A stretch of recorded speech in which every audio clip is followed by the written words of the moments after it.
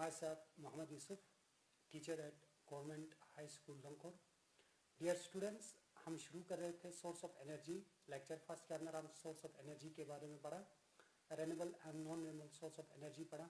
ठीक है, तो इस लेक्चर के अंदर हम स्टडी करने जा रहे हैं एक तो विंड एनर्जी के बारे में, दूसरा जो है हाइड्रो एनर्जी के बारे में और तीसरा जो है न्यूक्लियर एनर्जी के बारे में. These are all renewable source of energy which can be utilized again and again. Now, सबसे पहले हम शुरू करते हैं wind energy.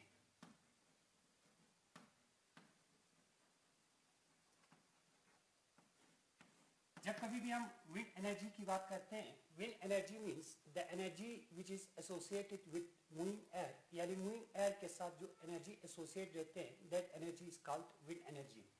That means the energy which is associated with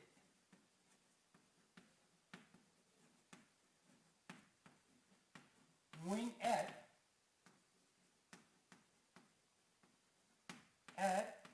that energy is called wind energy. उस energy को हम कहते हैं wind energy. Now moving air है तो इसके अंदर जो है काइनेटिक एनर्जी प्रेजेंस रहेंगे, क्योंकि जब कभी भी कोई भी ऑब्जेक्ट जो है अगर मोशन में रहते हैं तो उसके अंदर जो एनर्जी आते हैं, that energy will be kinetic energy. Now this kinetic energy of moving air can be converted into, इसको हम कन्वर्ट कर सकते हैं इलेक्ट्रिकल एनर्जी के अंदर. Electrical energy by using wind mill, यानी किसका इस्तेमाल करके, विंड मिल का इस्तेमाल करके इसको हम इलेक्ट्रिकल एनर्जी के अंदर जो है कन्वर्ट कर सकते हैं. That can be very useful for us, यानी ये हमारे लिए जो है बहुत ही फायदेमंद होगा, इसलिए क्योंकि मूविंग एयर के अंदर जो काइनेटिक एनर्जी है उस एनर्जी को हम इलेक्ट्रिकल एनर्जी और इलेक्ट्रिसिटी के अंदर जो है हम कन्वर्ट कर सकते हैं by using a wind mill. Now wind mill actually होता क्या है? जब कभी भी हम विंड मिल की बात करते हैं, it consist of A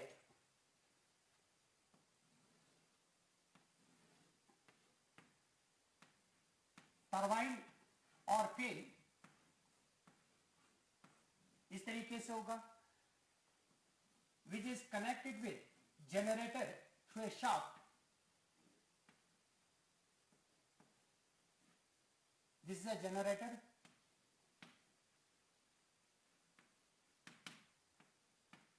and these are wire. Now moving air की वजह से क्या होगा कि हमारा जो टरबाइन है ये कंटिन्यूसली क्या करेंगे, रोटेट करेंगे, रोटेशन करेगा. इस रोटेशन की वजह से शाफ्ट भी रोटेट करेंगे और जनरेटर जो है इलेक्ट्रिकल एनर्जी को जो है प्रोड्यूस करेंगे. दैट मीन इलेक्ट्रिसिटी जो है यहां से प्रोड्यूस होगा. ठीक है, तो ये हमारा सिंपल जो है एक्सप्लेनेशन है about the working of wind mills, यानी विंड मिल जो है किस तरीके से काम करते हैं. तो यहाँ पे जो हमारा पेन है ये मूविंग एयर की वजह से कंटिन्यूसली रोटेट करते हैं, जिसकी वजह से ये जनरेटर को जो है इलेक्ट्रिकल एनर्जी प्रोड्यूस करने में मदद करते हैं. ठीक है, और इस जनरेटर की वजह से जो इलेक्ट्रिसिटी प्रोड्यूस होगा can be utilize for lighting purpose, heating purpose, या लाइटिंग पर्पस के लिए या हीटिंग पर्पस और कुकिंग पर्पस के लिए हम इस्तेमाल कर सकते हैं. Now advantage of this wind energy, इसका एडवांटेज क्या क्या होगा? सबसे पहला एडवांटेज तो ये है कि ये रेन्यूएबल सोर्स ऑफ एनर्जी है. It is a renewable source of energy. ठीक है, सबसे पहला एडवांटेज है अगर हम विंड एनर्जी की बात करते हैं, विंड एनर्जी का सबसे पहला एडवांटेज ये होगा कि ये हमारा रेन्यूएबल सोर्स ऑफ एनर्जी है, that it can not be exhaust, ये खत्म होने वाला चीज नहीं है. It can be used again and again, इसको हम अगेन एंड अगेन जो इस्तेमाल कर सकते हैं. दूसरा जो है इको फ्रेंडली है, इसकी वजह से इन्वायरमेंट के अंदर कोई भी पोल्यूशन जो है क्रिएट नहीं होगा, हार्मफुल गैसेज जो है प्रोड्यूस नहीं होगा. ठीक है, now these are the main advantage of this wind energy, यानी ये मेन एडवांटेज है विंड एनर्जी का. अगर हम इसकी डिसएडवांटेज की बात करें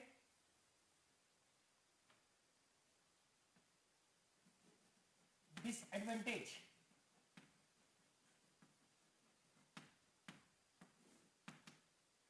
डिसएडवांटेज सबसे पहला है कि इट इज नॉट यूनिफॉर्म, ये यूनिफॉर्म नहीं रहते, ठीक है। किसी जगह के अंदर जो हिली एरियाज है उनके अंदर जो है सबसे ज्यादा हम इस्तेमाल कर सकते हैं, लेकिन किसी जगह के अंदर जहां पे विंड एनर्जी जो है बहुत ही स्लो चलते हैं, विंड जो है बहुत ही स्लो चलते हैं, उनके अंदर जो है हम विंड व्हील का इस्तेमाल नहीं कर सकते, ठीक है। That means through out the world जो है ये यूनिफॉर्म नहीं होगा। किसी जगह के अंदर जो हम इस चीज को इस्तेमाल कर सकते हैं और किसी जगह के अंदर जहां पे मूविंग एयर जो है अगर उसका स्पीड जो है बहुत ही कम रहते हैं तो उन जगहों के अंदर जो है हम विंड व्हील का इस्तेमाल नहीं कर सकते, ठीक है। This is the main disadvantage of wind energy. Now uses of wind energy, wind energy को हम कहां पे इस्तेमाल कर सकते हैं, इसका यूजेस क्या क्या होगा। सबसे पहला यूज ये है, it can be use to generate electricity, इसको हम इस्तेमाल कर सकते हैं ताकि इलेक्ट्रिसिटी को जो है जनरेट कर सकें, इलेक्ट्रिसिटी फॉर लाइटिंग पर्पस के लिए,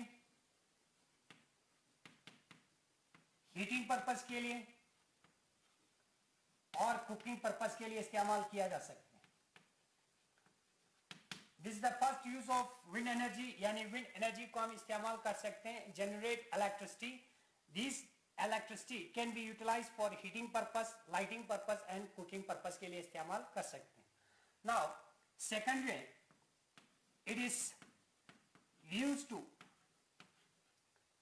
to lift water, यानी इसको हम इस्तेमाल कर सकते हैं वाटर को लिफ्ट करने के लिए, ठीक है, बाय यूजिंग वाटर पंप, यानी वाटर पंप का इस्तेमाल करके, क्योंकि वाटर पंप जो है इलेक्ट्रिकल एनर्जी के ऊपर जो है इलेक्ट्रिसिटी के ऊपर जो है चलते हैं, तो इसकी वजह से जो है विंड एनर्जी की वजह से जो इलेक्ट्रिसिटी प्रोड्यूस होंगे उसको हम वाटर पंप को जो है वाटर पंप को जो है एक्टिवेट करके उसमें से वाटर को लिफ्ट किया जा सकते हैं, ठीक है। Third, it is used for grading of floor, यानी इन चीजों को जो है ग्रेडिंग करने के लिए इस्तेमाल किया जा सकते हैं। These are the three main important uses of wind energy, ये तीन इंपॉर्टेंट यूजेस है विंड एनर्जी का, ठीक है। तो नेक्स्ट जो है हमारा हाइड्रो एनर्जी है।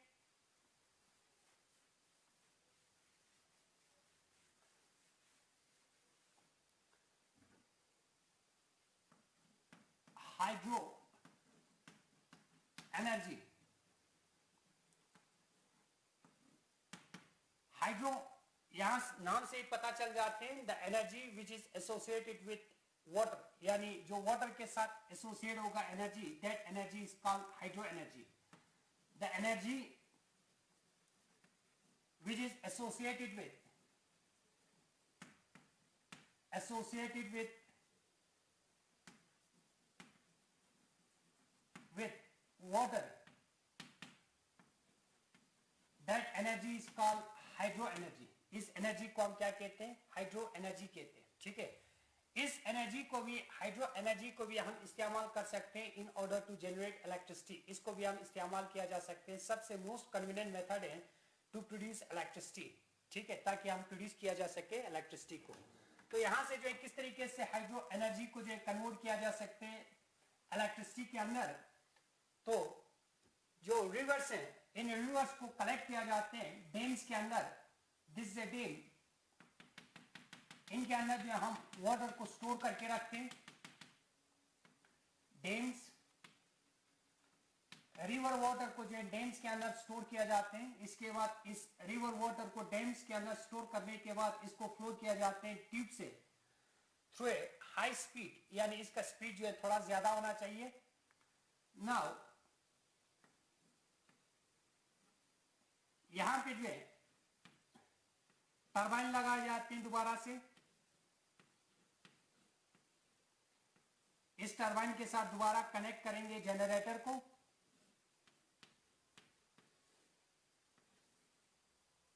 This is the generator.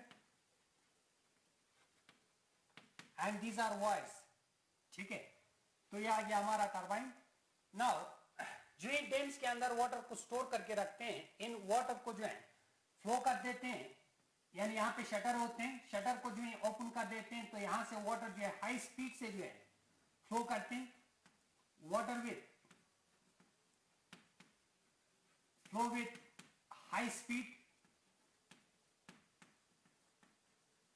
जितना स्पीड से जो है ये फ्लो करेंगे वाटर, उतना जो उसके अंदर काइनेटिक एनर्जी ज्यादा होगा। इस हाई स्पीड ऑफ वाटर की वजह से, जिसके अंदर जो है काइनेटिक एनर्जी ज्यादा है, इसकी वजह से क्या करेगा, टरबाइन को जो है दोबारा से जो है रोटेट करेंगे। रोटेशन ऑफ टरबाइन, जो टरबाइन को ज्यादा से ज्यादा रोटेशंस करते हैं, तो इसकी वजह से दोबारा से जो है जनरेट करेंगे। जनरेटर किस चीज को, इलेक्ट्रिसिटी को जनरेट करेंगे।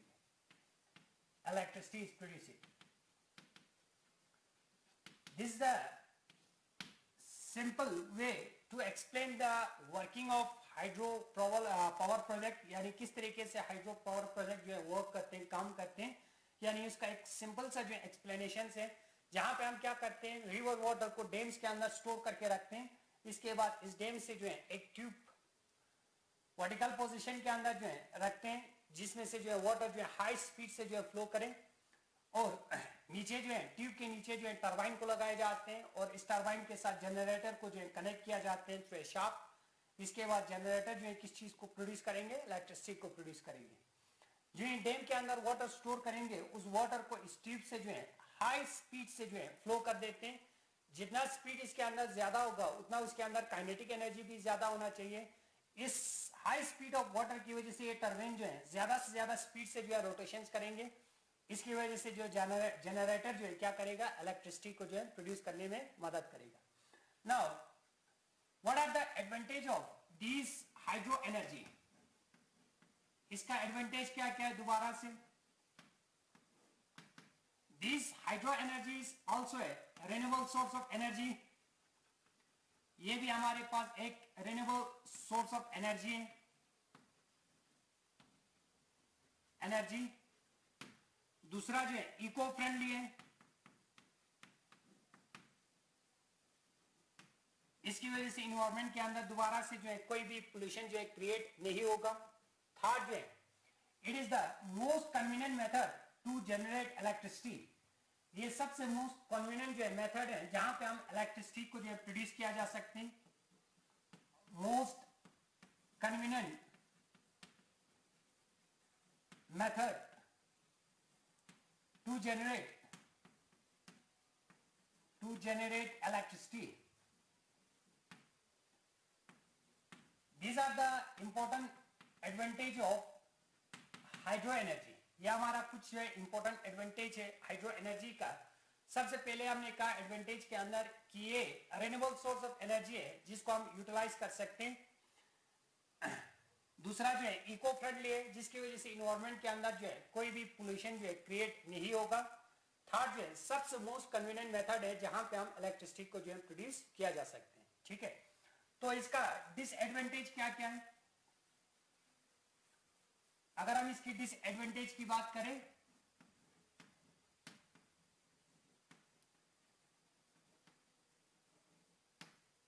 इसका डिसएडवांटेज ये होगा, इट इज हाईली एक्सपेंसिव। ये सबसे ज्यादा जो है एक्सपेंसिव बन जाते हैं फॉर कंस्ट्रक्शन, यानी हाइड्रो वाटर प्रोजेक्ट बनाने के लिए जो है सबसे ज्यादा जो है एक्सपेंसिव है इस चीज को जो है कंस्ट्रक्ट करने के लिए। ठीक है, और दूसरा डिसएडवांटेज ये है कि ये सिर्फ रिवर के नजदीक जो है बनाए जा सकते हैं जहां पे उन वाटर को जो है कलेक्ट किया जा सकते हैं। That means it is only construct at that site where river water is available,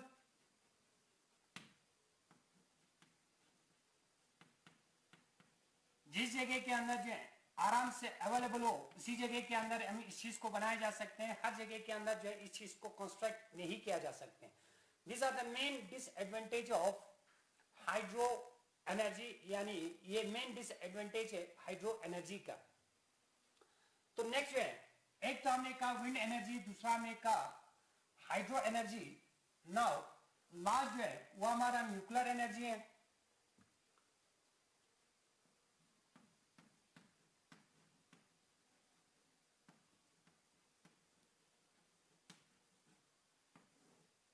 nuclear energy means the energy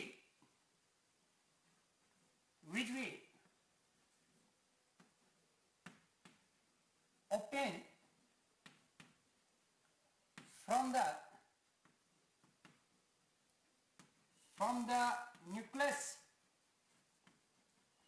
of an atom, that energy is called nuclear energy। अगर जब कभी भी हम किसी भी एटम के अगर हम न्यूक्लियस से जो है एनर्जी को ऑब्टेन करते हैं, या तो इसको ब्रेक डाउन करके, एटम को ब्रेक डाउन करके, या स्मॉलर एटम को जो है कंबाइन करके एक हैवी एटम बनाते समय जो है जो एनर्जी रिलीज होगा, that type of energy are called nuclear energy. इस टाइप के एनर्जी को हम क्या कहते हैं? न्यूक्लियर एनर्जी कहते हैं, ठीक है। एंड दिस न्यूक्लियर एनर्जी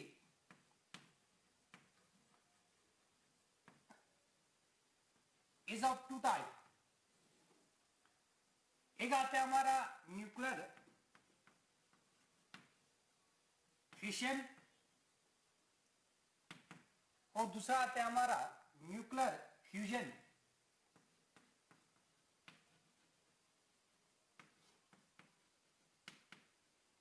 ये दो टाइप्स के हैं, एक आते हैं हमारा न्यूक्लियर फिशन और दूसरा आता है हमारा nuclear fusion. That means nuclear energy are broadly classified into two types. One is called nuclear fission and the other is called nuclear fusion. Now, जब कभी भी हम न्यूक्लियर फिशंस की बात करते हैं, न्यूक्लियर फिशंस उस टाइप के न्यूक्लियर एनर्जी को कहते हैं जहां पे हम क्या करते हैं, द हैवी जो न्यूक्लियस है इस ब्रेक डाउन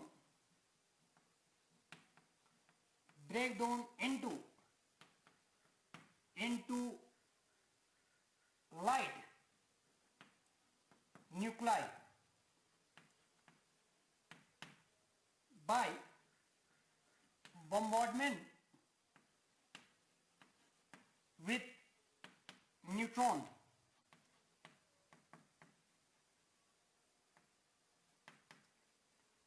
यानी उस टाइप के न्यूक्लियर एनर्जी को कहेंगे न्यूक्लियर फिशन, जहां पे हम क्या करते हैं, हैवी न्यूक्लियस को जो है ब्रेक डाउन करके सिंपलर न्यूक्लियर या जो है लाइट न्यूक्लियर के अंदर अगर हम कन्वर्ट करके देते हैं बाय बम्बार्डमेंट विद न्यूट्रॉन का जो है बम्बार्डमेंट करके, and that type of nuclear energy is called nuclear fusion. इस टाइप की न्यूक्लियर एनर्जी को हम क्या कहते हैं? न्यूक्लियर फ्यूजन कहते हैं। And this nuclear fusion it is a chain reaction. यह हमारा चेन रिएक्शन है and it can be controlled.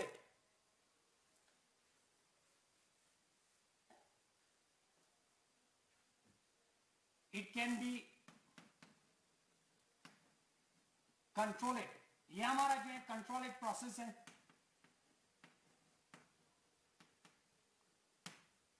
यानी न्यूक्लियर फिशन उस टाइप के न्यूक्लियर एनर्जी को कहेंगे जहां पे हम क्या करते हैं, हैवी न्यूक्लियस को ब्रेक डाउन करके सिंपलर न्यूक्लियर के अंदर कन्वर्ट करते हैं बाय बम्बार्डमेंट विद न्यूट्रॉन्स, और इस दौरान जो है मैक्सिमम अमाउंट ऑफ एनर्जी जो है रिलीज होगा, ठीक है। और न्यूक्लियर फ्यूजन जो है वो हमारा चेन रिएक्शन है और ये जो है हमारा कंट्रोल्ड प्रोसेस है। नाउ जब कभी भी अगर हम न्यूक्लियर फ्यूजन की बात करते हैं, न्यूक्लियर फ्यूजन का मतलब होते हैं जहां पे हम क्या करें, यानी सिंपल लाइट न्यूक्लाई को कंबाइन करके अगर हम एक हैवी न्यूक्लियस को बना देते हैं, उस टाइप के न्यूक्लियर एनर्जी को हम कहेंगे न्यूक्लियर फिशन। तो यहां पे क्या करते हैं, the light nuclei combine together and produce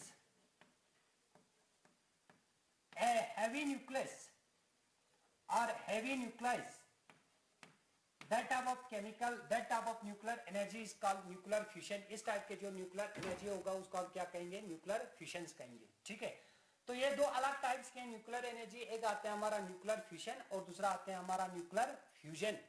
fusion में हमने कहा कि जो हमारा लाइट न्यूक्लाई है ये कंबाइन होके, यानी बहुत सारे लाइट न्यूक्लाई, अगर दो लाइट न्यूक्लाई ये आपस में कंबाइन होके अगर एक हैवी न्यूक्लियस को बना देते हैं, उस टाइप के न्यूक्लियर एनर्जी को हम कहेंगे nuclear fusion. Now this nuclear fusion it is not a chain reaction, यह हमारा चेन रिएक्शन नहीं है, chain reaction, and it is an uncontrolled process. ये हमारा जो है अनकंट्रोल्ड प्रोसेस है।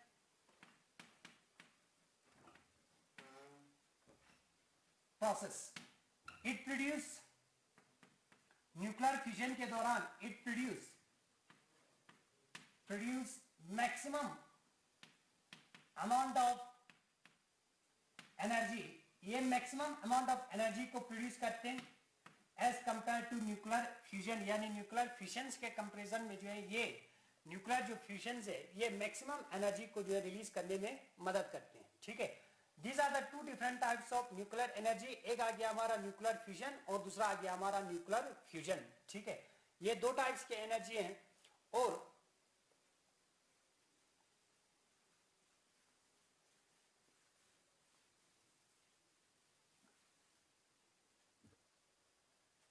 एक आते हैं हमारा बायोमास एनर्जी या बायोमास।